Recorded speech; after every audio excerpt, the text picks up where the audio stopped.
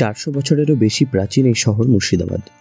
আমার জেলা মুর্শিদাবাদ, হাজারদুয়ারির একদম কাছেই মামার বাড়ি। সেই সূত্রে এই শহর ঘুরে দেখেছি বহুবার। বইয়ে পড়া ইতিহাসকে হাত দিয়ে ছুঁয়ে দেখেছি ছোটবেলা থেকেই। আর আজ সেই সব গল্পই শোনাবো আপনাদের। কলকাতা থেকে মুর্শিদাবাদ যেতে হলে শিয়ালদা বা কলকাতা স্টেশন থেকে ট্রেন ধরলেই চলে। আমার পছন্দের ট্রেন হাজারদুয়ারি এক্সপ্রেস। এই ট্রেন ছাড়ে কলকাতা স্টেশন থেকে সকাল 6:50 আর মুর্শিদাবাদে ঢোকে সকাল 10:30টার একটু আগে। আকবরের সময় মুর্শিদাবাদের নাম ছিল মাকসুদাবাদ।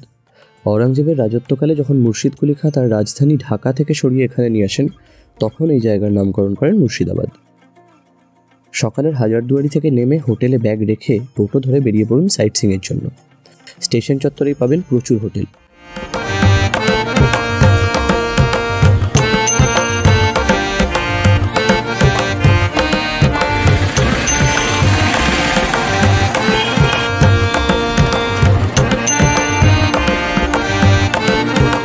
এছাড়াও হোটেল পাবেন চকবাজার এরিয়াতে। লালবাগের মধ্যে এক জায়গা থেকে অন্য জায়গা যাওয়ার জন্য টোটো ভাড়া খরচ হবে খুবই সামান্য, তবে রিজার্ভ করলে ভাড়া বাড়বে। গ্রুপে না এলে রিজার্ভ করার দরকার নেই, এতে খরচ বাঁচবে অনেকটাই। টোটো চালকের নম্বর স্ক্রিনে দেওয়া থাকবে।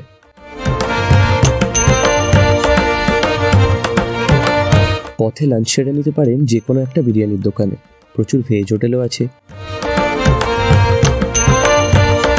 একটু তাড়াতাড়ি লাঞ্চ সেরে প্রথমেই চলে যান জাহানকোষা কামান দেখতে।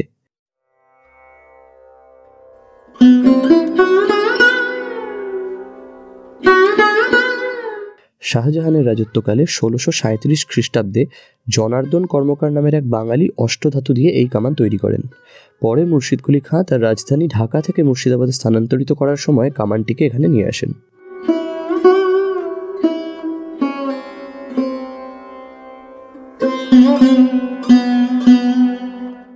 এরপর দেখে নিন কাটরা মসজিদ। জাহানকোষা কামান থেকে কাটরা যেতে সময় লাগবে 5 থেকে 7 মিনিট। এই মসজিদে ওঠার সিঁড়ির নিচেই আছে বাংলার প্রথম নবাব মুর্শিদ কুলি খাঁর সমাধি। তার জীবনকালে করে থাকা পাপের প্রায়শ্চিত্ত করার জন্যই তিনি তার সমাধি করিয়েছিলেন এমনভাবে যাতে নামাজ পড়তে যাওয়া মানুষের পায়ের ধুলো পড়ে তার সমাধির ওপর।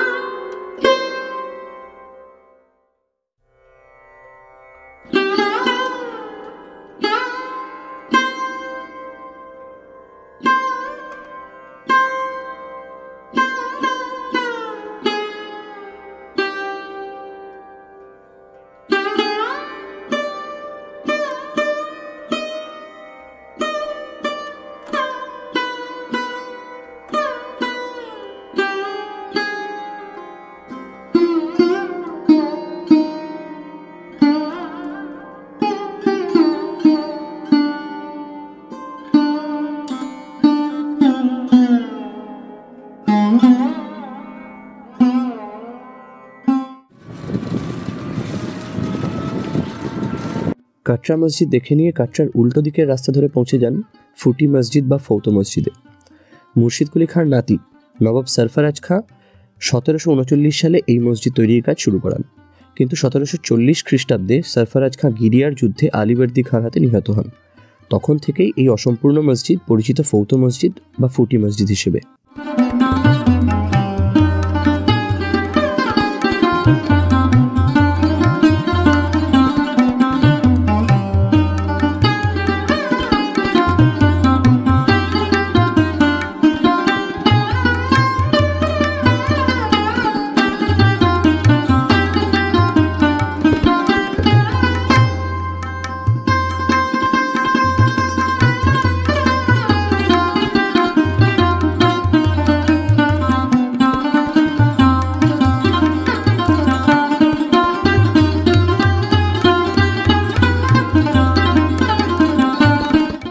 এরপরে সোজা রাস্তা ধরে চলে আসুন চকবাজারে। হাজারদুয়ারি সংলগ্ন এই বিশাল অঞ্চল জুড়ে ছিল কেল্লা নিজামত, ছিল আরও অনেক প্রাসাদও। সেখানেই দেখতে পাবেন এই বিশাল ত্রিপলিয়া গেট।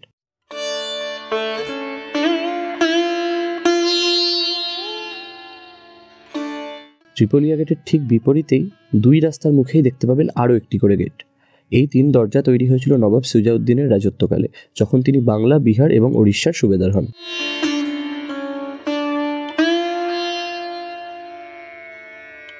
ফুটি মসজিদ থেকে 1 কিলোমিটার দূরত্বেই হাজারদুয়ারি।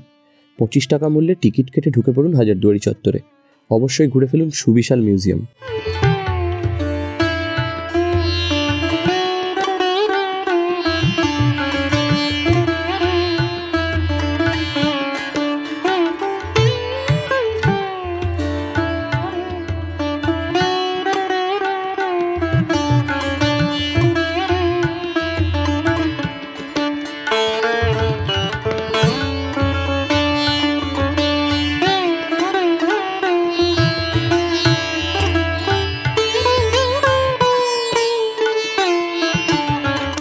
তারপরে দেখে ফেলুন আরও অনেক ঐতিহাসিক জায়গা। হাজারদুয়ারি চত্বরে প্রথমেই দেখতে পাবেন বড় ইমামবাড়া, অবস্থিত হাজারদুয়ারির ঠিক উল্টো দিকে। পৃথিবীর সব থেকে বড় ইমামবাড়া এটাই, খোলা থাকে শুধু মহরমের সময়।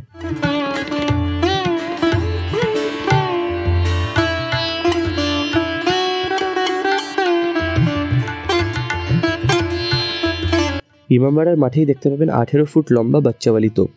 কথিত আছে এই তোপ ব্যবহার হয়েছিল একবারই, এবং সেই ভয়ঙ্কর শব্দে আশেপাশের এলাকার গর্ভবতী মহিলাদের গর্ভপাত ঘটে। সেই জন্যই আর কখনো কোনো নবাব এই তোপ ব্যবহার করেননি।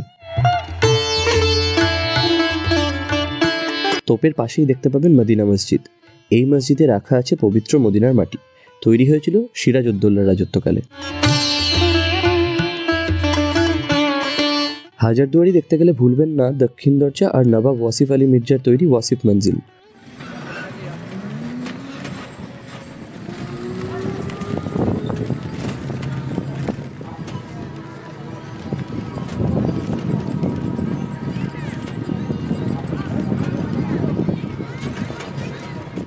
জানুয়ারি থেকেই খুলে দেওয়া হয়েছে ওয়াসিফ মঞ্জিলের দরজা। ভেতরে সাজানো হয়েছে মিউজিয়াম। টিকিট মূল্য 10 টাকা। মঞ্জিলের দোতলা থেকে দেখা যায় সামনে বয়ে চলা ভাগীরথীকে।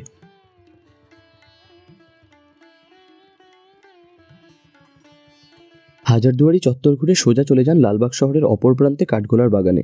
দেখতে সময় লাগবে বেশ কিছুক্ষণ। প্রথমেই দেখে ফেলুন সুড়ঙ্গ পথ, যা যুক্ত ছিল জগৎ শেঠের আসল বাড়ির সাথে। 1847 সালের বন্যায় ভাগীরথী নদীর গতি পরিবর্তনে নষ্ট হয়ে যায় জগৎ শেঠের বাড়ি। সেই সঙ্গেই জলমগ্ন হয়ে যায় এই সুড়ঙ্গ পথ।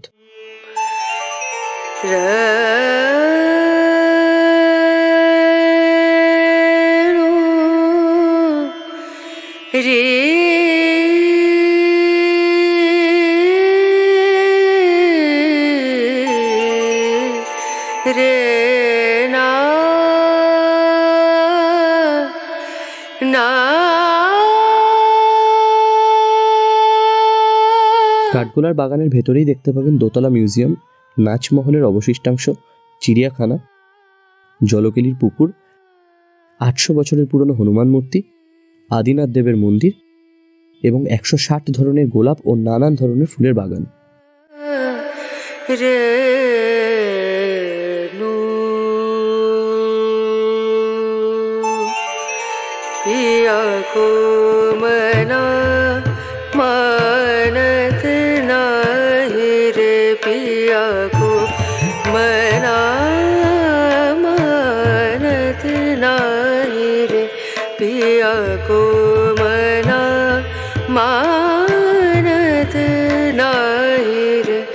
बेनती करते मैं तो हार गई रे, बेनती करते मैं तो हार गई रे, बिया गो मनानत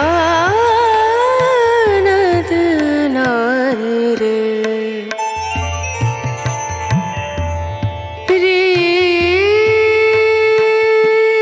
बेनती करूं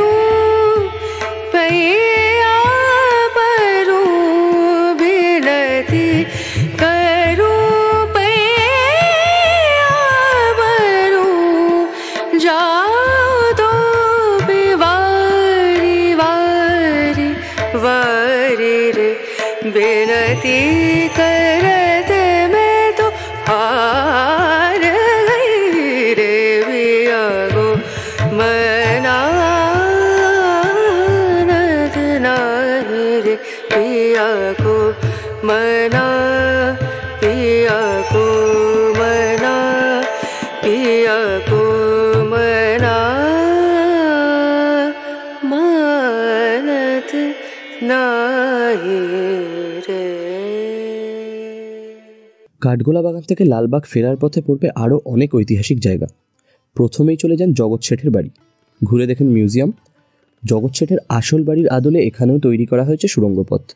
বাড়ির কিছু অংশে ক্যামেরা অ্যালাউড হলেও বেশিরভাগ অংশেই অর্থাৎ মিউজিয়ামের ভেতরে কিন্তু ক্যামেরা অ্যালাউ করা হয় না।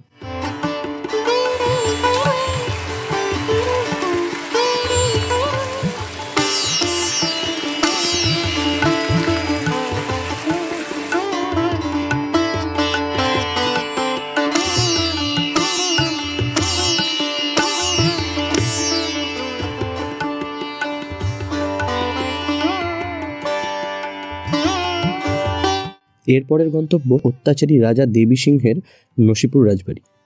ইংরেজদের সাহায্যে জমিদারি লাভ করেন দেবী সিংহ। রাজবাড়ির ভেতরে আছে মিউজিয়াম, টিকিট মূল্য 20 টাকা। চাইলে মাত্র 50 টাকার বিনিময়ে সঙ্গে নিতে পারেন গাইডও। চলুন গাইডের মুখেই শুনে নিন এই রাজবাড়ির কিছু গল্প। দেবী সিং বাংলা, বিহার, উড়িষ্যা 3টে স্টেটের রেভিনিউ কালেক্টর ছিল। 76 সালে যখন দুর্ভিক্ষ হয়, 76-এর মর্মান্তিক, মানুষ যখন খেতে পাচ্ছিল না, তখন সাধারণ পাবলিকের কাছ থেকে জোর করে খাজনা এবং ট্যাক্স আদায় করে এই বাড়ি সে তৈরি করেছিল 1704। আর দেবী সিং এসেছিল, এগুলো সব আসার সময় বলল, দেবী সিং এসেছিল পাঞ্জাবের পানিপথ থেকে, এখানে ব্যবসা করেছিল। তো ব্রিটিশ সরকার দেখলো ওর তখন বহু সাঙ্গপাঙ্গ লোক, তখন তার উপরে দায়িত্ব দেয় খাজনা এবং ট্যাক্স। দেবী সিং এখানকার লোক ছিলেন। দেবী সিং সর্বপ্রথম হীরাবাই, লখনৌর যে নাম করা বাড়ি ছিল হীরাবাই, সেই হীরাবাইতে দেবী সিং এখানে সর্বপ্রথম নাচ করেন। তারপর এখানে একটা উৎসব চালু করেছিল শ্রাবণের ঝুলন, নাম করার ঝুলন। এটা হচ্ছে দেবী সিংয়ের টর্চারিং রুম বা ফাঁসি ঘর। এই ঘরে সাধারণ মানুষকে ঝুলিয়ে মারধর, অত্যাচার, খুন খারাপি করতো দেবী সিং। পুজো করে তো মাকে খুশি করার জন্য ফিরে এসে পুজো দিত। যেহেতু দেখুন মা কালীর গায়ের রংটা কালো বলে কালী রূপে পুজো করা হয়। কালীর পায়ের তলে কী থাকে? শিব, কিন্তু এখানে উঠে দেখুন বাঘ আছে, সেই জন্য একে দুর্গা রূপেও পুজো করা হয়।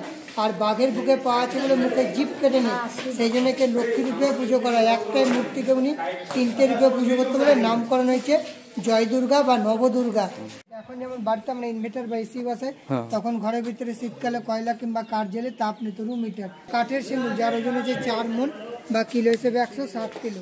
এটা জুসা, রাজবংশে বা নববংশে সব ছেলে বা মেয়ে জন্ম হতো, তাদের ফলের জুস করে খাওয়ানো। সালটা মনে হবে 1863। দেবী সিং যে একজন কালেক্টর ছিল, সে আমলে জমি সংক্রান্ত ফাইল বা রেকর্ডগুলো দেখুন, ট্যাক্সের রসিদ। আর এখানে দেখুন ছিঁড়ে গেছে একটা কালো রঙের কাপড় বা হরিণের চামড়া যে টুপিটা, এটা ফাঁসির পোশাক। যেদিন দেবী সিং কাউকে ফাঁসির অর্ডার দিত, সেদিনকে উনি নিজের ড্রেস বা টুপিটা। এছাড়াও রাজবাড়ির ভেতরে আছে মিউজিয়াম, কিন্তু মিউজিয়ামের মধ্যে ক্যামেরা বা গাইড কোনোটাই অ্যালাউড নয়, ওটা আপনাকে নিজেকেই ঘুরতে হবে।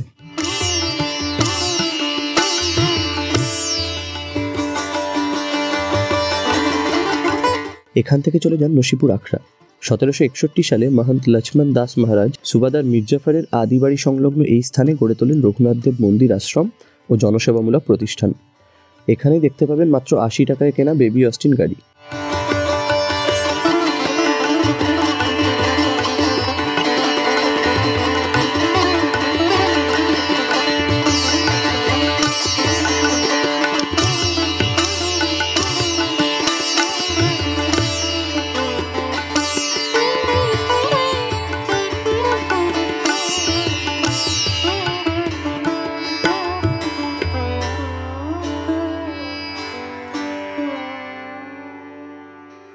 আখড়া থেকে বেরিয়ে পাশেই পাবেন মির্জাফরের বাড়ি বা নেমাখারাম দেউরি। এই প্রাসাদে মিরন ও মির্জাফরের নির্দেশে মোহাম্মদী বেগ হত্যা করেছিলেন বাংলার শেষ স্বাধীন নবাব সিরাজউদ্দৌলাকে।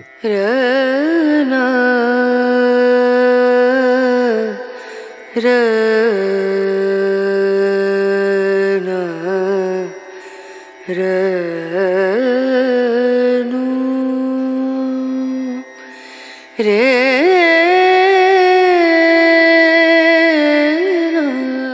নেমাখারাম দেউরি বা জাফরাগঞ্জ প্রাসাদের কাছেই পেয়ে যাবেন 1100 কবর বা জাফরাগঞ্জ কবরখানা। মির্জাফর সমেত 1100 কবর আছে এই কবরখানায়। এখানে নেই শুধু মির্জাফর পুত্র মিরনের কবর।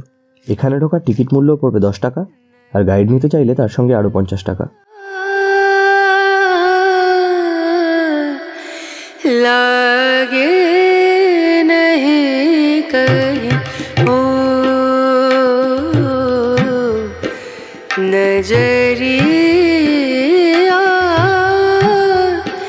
लागे नहीं कहीं नजरिया,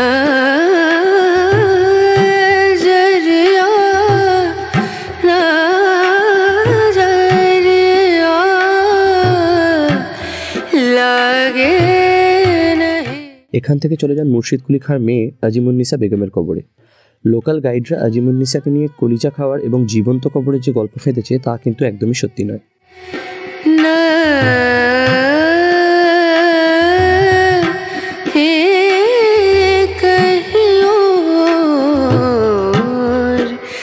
नजरिया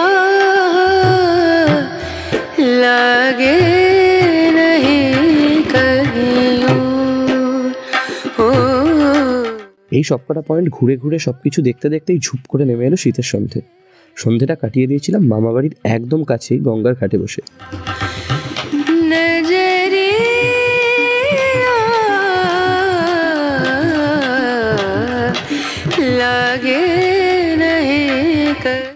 দক্ষিণ দরজার কাছেই আপনারা পেয়ে যাবেন আরও দুটো থাকার জায়গা, হোটেল শাগনিক আর নেতাজি আবাস।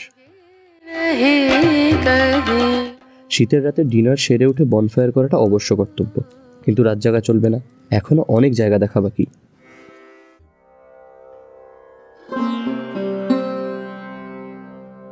পরের দিন সকাল সকাল প্রথমেই চলে যান মতিঝিলে, ঘুরে নিন নতুনভাবে সাজানো মতিঝিল পার্ক। এখানে বোটিং এবং সাইক্লিংয়ের ব্যবস্থা আছে, আছে টয় ট্রেনও। সিরাজের মাসি ঘসেটি বেগমের প্রাসাদ ছিল এই মতিঝিলে। এই প্রাসাদেই হয়েছিল সিরাজের বিরুদ্ধে সেই ঘৃণ্য ষড়যন্ত্র, যেখানে উপস্থিত ছিলেন মির্জাফর, লর্ড ক্লাইভ, সিরাজের 2 সেনাপতি উমিচাঁদ ও রায়দুর্লভ, জগৎ শেঠ, মিরন এবং ঘসেটি বেগম নিজে। পরবর্তীকালে এদের প্রত্যেকেরই হয়েছিল করুণ মৃত্যু। পলাশির যুদ্ধ পরবর্তীকালে মির্জাফর পুত্র মিরন ঘসেটি বেগমকে বন্দী করে রাখে এবং পরিকল্পনা মতো ভোর রাতে বুড়িগঙ্গা নদীতে ডুবিয়ে হত্যা করে। সিরাজকে হত্যা করেছিলেন জেই মোহাম্মদী বেগ, সেও পাগল হয়ে কুয়োয় ঝাঁপ দিয়ে আত্মহত্যা করে। 1765 সালে গলায় বালির বস্তা বাঁধা অবস্থায় রায়দুর্লভকে মুঙ্গেরের দুর্গ থেকে গঙ্গা নদীতে নিক্ষেপ করা হয়। যুদ্ধের পরে জাল দলিলের অভিযোগ এনে ইংরেজরা অর্থের বকরা থেকে বঞ্চিত করে উমিচাঁদকে। তারপরে উমিচাঁদ উন্মাদ হয়ে রাস্তায় নেমে আসেন এবং কিছুদিন পর মারা যান। বক্সারের যুদ্ধের আগে চাহিদা মতো অর্থ না পাওয়ায় মির্জাফর জামাতা মীর কাসিম জগৎ শেঠকে গলায় বালির বস্তা বেঁধে মুঙ্গেরের দুর্গের ওপর থেকে ফেলে হত্যা করেন। মিরনের পরিণতিও হয় করুণ। যুদ্ধবিরতির সময় তাঁবুতে আগুন লাগিয়ে ইংরেজরা হত্যা করে থাকে। মির্জাফর শেষ বয়সে কুষ্ঠরোগে আক্রান্ত হয়ে মারা যান, আর লর্ড ক্লাইভ শেষ বয়সে মানসিক ভারসাম্য হারিয়ে গলায় খুর চালিয়ে আত্মহত্যা করেন।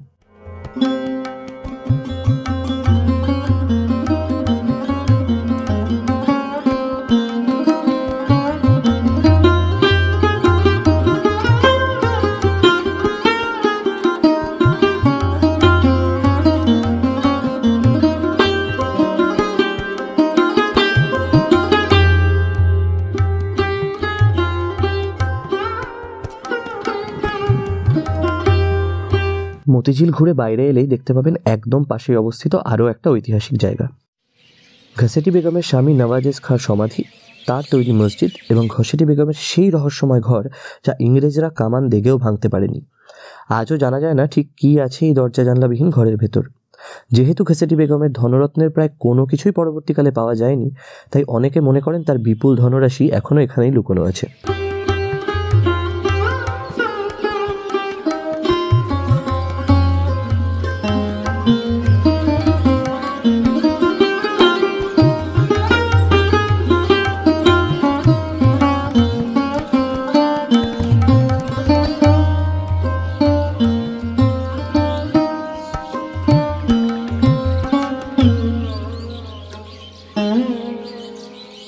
এরপরে টোটো ধরে চলে আসুন ডাহাপাড়া ঘাটে। সেখান থেকে 5 টাকা মূল্যের নৌকোয় চেপে ঘাট পার করে অপর পার থেকে টোটো ধরে প্রথমেই চলে যান ডাহাপাড়া ধামে। দেখে নিন প্রভু জগৎবন্ধুর জন্মভিটে, 114 ফুট উঁচু এই মন্দির।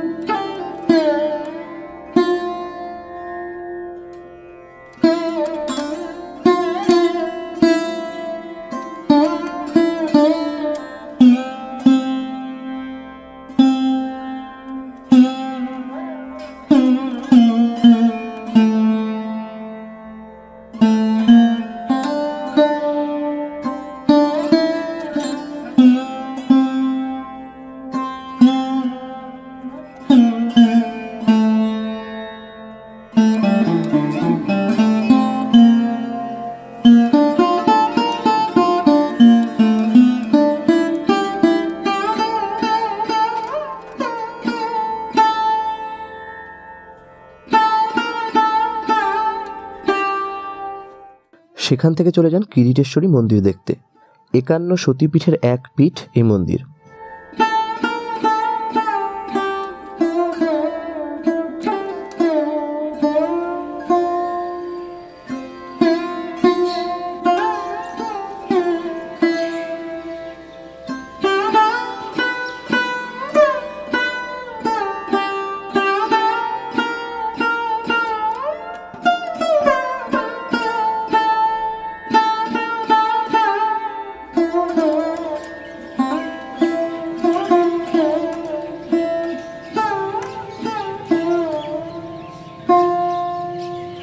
কিরিটেশ্বরী মন্দির দেখে ভাগীরথীর পশ্চিম পাড়েই আরেক জায়গায় গিয়েছিলাম আমরা, বাংলার শেষ স্বাধীন নবাব সিরাজউদ্দৌলা আর লুৎফুন্নিসার সমাধি দেখতে। আলিবর্দী খাঁয়ের তৈরি এই সমাধিস্থলেই, তার সমাধির কাছেই সমাধিস্থ হয়েছিলেন তার প্রাণাধিক প্রিয় নাতি নবাব সিরাজ।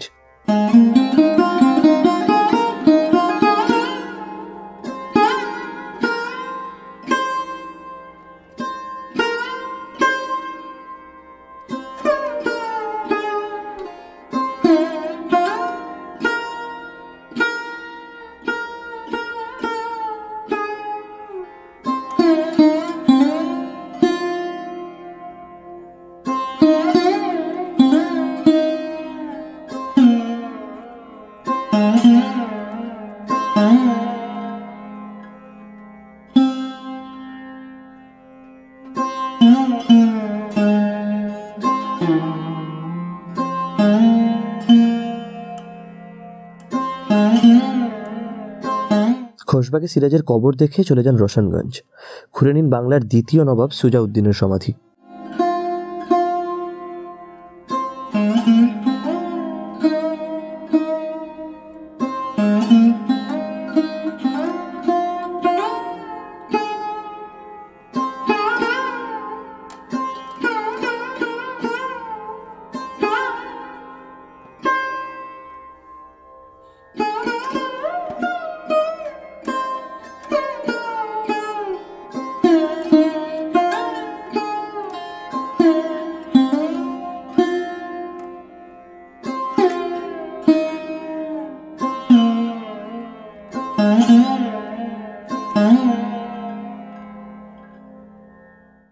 রোশনগঞ্জ থেকে সোজা চলে যেতে পারেন হিরাঝিল।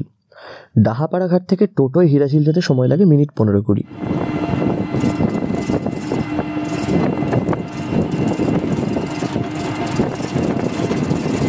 এই হিরাঝিলেই ছিল বাংলার শেষ স্বাধীন নবাব মির্জা মুহম্মদ সিরাজউদ্দৌলার প্রাসাদ, যার ধ্বংসাবশেষ দেখতে পাওয়া যায় এখনো। প্রাসাদের দেওয়াল ছিল এখানে, জলের তল থেকে এখনো প্রাসাদের কিছু অংশ বেরিয়ে।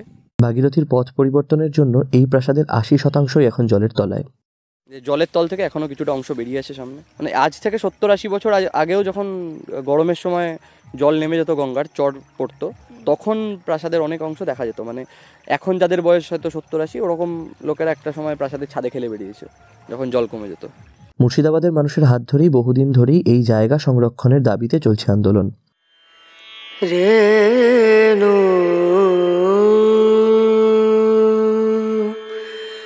রনা রনা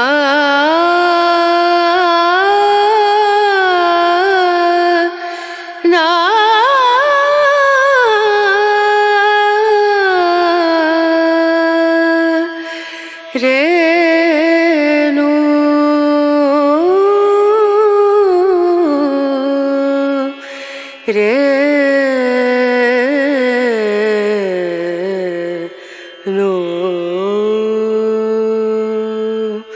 dim dum da na da dim da na na dim dum da na da dim da na dim dum da na dim dum da na da dim da na o da ni da na na o da ni da।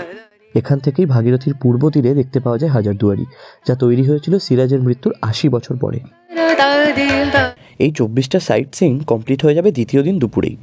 আপনারা চাইলে ওই দিনই বিকেল ৫টা ২০ হাজারদুয়ারি ধরে ফিরে যেতে পারেন কলকাতা, অথবা আমাদের মতো আরও একটা রাত মুর্শিদাবাদে থেকে যেতে চাইলে বিকেলবেলা ঘুরে নিতে পারেন আরও কয়েকটা জায়গা। ডাহাপাড়া ঘাট আবার পার করে আমরা চলে এসেছিলাম লালবাগে। তারপর ঘাটের ধার থেকে টোটো করে চলে এলাম নেতাজি স্ট্যাচুর কাছে লালবাগ অটো স্ট্যান্ডে। সেখান থেকে অটো ধরে সোজা বহরমপুর বাসস্ট্যান্ড। বহরমপুর বাসস্ট্যান্ড থেকে টোটো ধরে নিন। এর পরের 4টে জায়গা ঘুরতে সময় লাগবে ঘন্টা 2-1। টোটো ভাড়া নেবে 100 থেকে 150 টাকা। আমাদের টোটো চালকের নম্বর স্ক্রিনে দেওয়া থাকলো। প্রথমেই চলে গিয়েছিলাম কাশিমবাজার ছোট রাজবাড়ি। ঘুরে দেখেছিলাম মিউজিয়াম। টিকিট মূল্য 50 টাকা, গাইডের খরচ তার মধ্যে ইনক্লুডেড। চাইলে এই রাজবাড়িতে থাকতেও পারেন আপনি। খরচ পড়বে 7 থেকে 10 হাজার টাকা প্রতি রাত্রি। ভেতরে ক্যামেরা অ্যালাউড না হলেও মোবাইলের ক্যামেরা ইউজ করা যায়।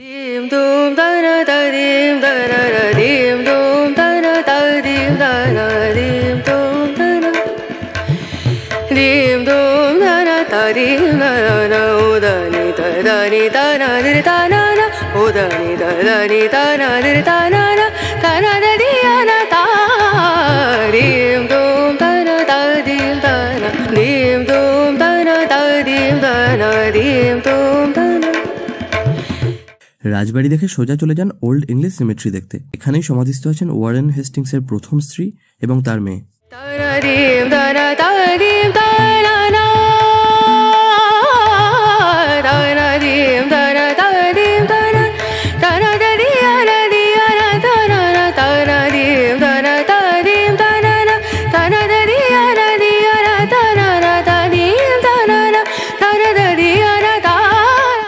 সেখান থেকে বেরিয়ে সোজা চলে যান পাতালেশ্বর মন্দির।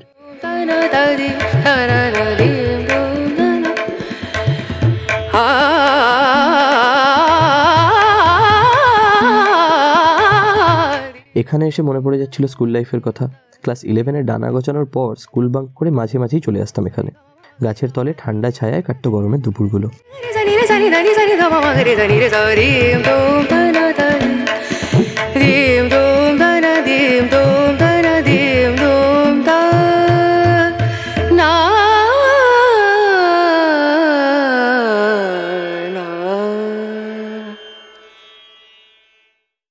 বহরমপুরে আমাদের শেষ গন্তব্য ছিল ডাচ সিমেট্রি। সিরাজের রাজত্বকাল অবধি এই অঞ্চলে ইংরেজদের থেকে অনেক বেশি ক্ষমতাশালী ছিল ওলন্দাজরা। নীল চাষ এবং রেশম রপ্তানিতেও এগিয়ে ছিল তারা। সিরাজের রাজত্বের অবসান হওয়ার পরে আস্তে আস্তে ক্ষমতাশালী হয় ইংরেজরা। ডাচরা ছেড়ে চলে যায় তাদের কুঠি।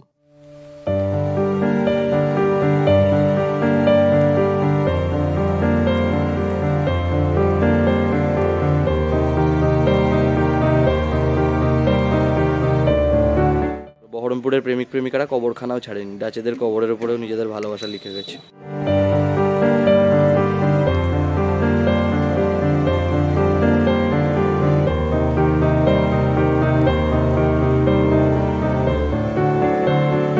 এই জায়গাগুলো দেখে আমরা ফিরে গিয়েছিলাম বহরমপুর বাসস্ট্যান্ডে। সেখান থেকে আবার অটো ধরে লালবাগ। তারা না থাকায় আরও একদিন মামাবাড়িতে কাটিয়ে পরের দিন ধীরে সুস্থে বিকেলের হাজারদুয়ারি ট্রেনে বাড়ি ফিরেছিলাম আমরা। ট্যুর শেষ হলেও মুর্শিদাবাদের ইতিহাস কিন্তু এখানেই শেষ নয়।